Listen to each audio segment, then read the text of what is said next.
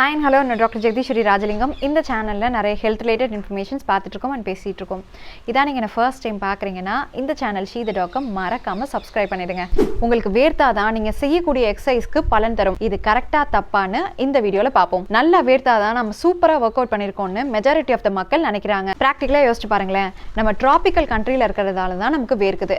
அதுவே வெஸ்டர்ன் கண்ட்ரீஸில் நிறைய நாட்கள் -°C தான் இருக்காங்க. ஸோ கோல்ட் டெம்பரேச்சரில் இருக்கிறப்போ உங்களுக்கு வியர்வை வரதும் கம்மி தான். ஸோ அப்படிப்பட்ட சூழல்ல ஒர்க் அவுட் பண்றவங்களுக்கு பலன் தராமையா இருக்கு. நீங்க 45 நிமிஷத்துக்கு மேல வாக்கிங், ஜாகிங், ஸ்ட்ரென்த் ட்ரைனிங் பண்ணியும் உங்களுக்கு வியர்வை வரலனா நீங்க ஒழுங்கா எக்ஸசைஸ் பண்ணலன்னு அர்த்தம் இல்ல. ஒருத்தருக்கு எக்ஸசைஸ் பண்றப்போ கம்பல்சரி வியர்வை வரணும்னு எந்த அவசியமும் இல்ல. வியர்த்தாதான் உடம்புல இருக்கக்கூடிய ஃபேட் கரையும்னு நினைக்கிறது தப்பு. ஜெனட்டிக்காவே சிலருக்கு அதிகமா வியர்வை இருக்கும். ஸோ அவங்க லைட் எக்ஸசைஸ் பண்ணாலே ஹெவியா வேர்க்கும். ஸ்ட்ரென்த் ட்ரைனிங் பண்ற முக்காவாசி ஆட்களுக்கு ஹார்ட் ரேட்டை இன்க்ரீஸ் பண்ணி செய்யக்கூடிய கார்டியோ போல வேர்க்காது. வேர்க்காம இருக்கிறதால அவங்க செய்யக்கூடிய ஒர்க் அவுட்ஸ் பலன் தராமையா இருக்கு. வியர்வை ஒருத்தருடைய நீர்ச்சத்து அளவு பொறுத்தும், அவங்க சுற்றுச்சூழலோட ஈரப்பதத்தை பொறுத்தும், பரம்பரையை சார்ந்தும், பாலினத்தை சார்ந்தும், வெயிட்டை பொறுத்தும் ஒருத்தருக்கு ஒருத்தர் மாறுபடும். நீங்க செய்யக்கூடிய எக்ஸசைஸோட எஃபர்ட் முக்கியமே தவிர வியர்வை வருதா வரலையான்றது அவசியம் இல்லை. நீங்க எஃபர்ட் போட்டு எக்ஸசைஸ் செஞ்சீங்கன்னா அதுலேருந்து ஹீட் ஜென்ரேட் ஆகும். இதனால ஸ்வெட் ஆகும். ஸ்வெட்டிங் உடம்புல ஃபார்ம் ஆகக்கூடிய எக்ஸஸ் ஹீட்டை குளிர்விக்கிறதுக்காக உண்டாகுது.